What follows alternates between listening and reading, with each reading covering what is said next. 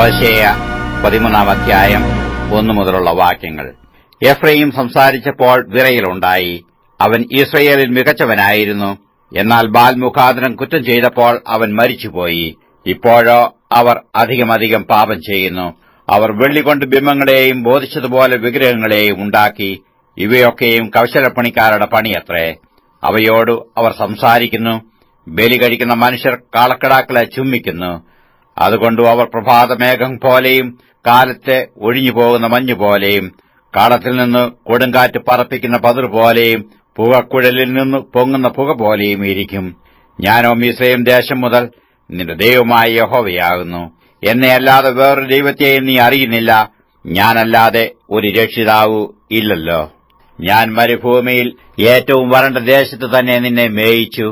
അവർക്ക് മേച്ചിലുള്ളതുപോലെ അവർ മേഞ്ഞു തൃപ്തരായപ്പോൾ അവരുടെ ഹൃദയം ഉയർന്നു. അതുകൊണ്ട് അവർ എന്നെ മറന്നുകളഞ്ഞു. ആകയാൽ ഞാൻ അവർക്കൊരു സിംഹത്തെപ്പോലെ ഇരിക്കും. വഴിയരികെ വള്ളിപ്പുലിയെപ്പോലെ ഞാൻ അവർക്കായി പതിയിരിക്കും. കുട്ടികൾ പൊയ്പോയ കരടിയെപ്പോലെ ഞാൻ അവരെ എതിരിട്ടു അവരുടെ ഹൃദയത്തിന്റെ നെയ്വല കീറിക്കളയും. അവിടെ വെച്ച് ഞാൻ അവരെ ഒരു സിംഹം പോലെ തിന്നുകളയും. കാട്ടുമൃഗം അവരെ കടിച്ചു കീറും. ഇസ്രയേലേ, നിന്റെ സഹായമായിരിക്കുന്ന എന്നോട് നീ മറക്കുന്നത് നിന്റെ നാശമാകുന്നു.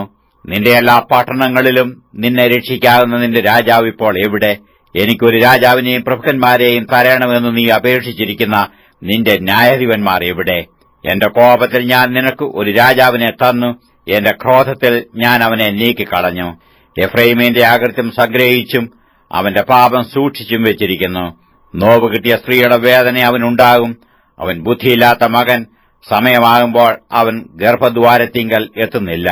ഞാൻ അവരെ പാതാളത്തിന്റെ അധീനത്തിൽ നിന്ന് വീണ്ടെടുക്കും.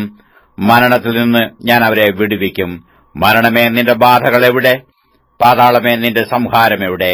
എനിക്ക് സഹതാപം തോന്നുകയില്ല.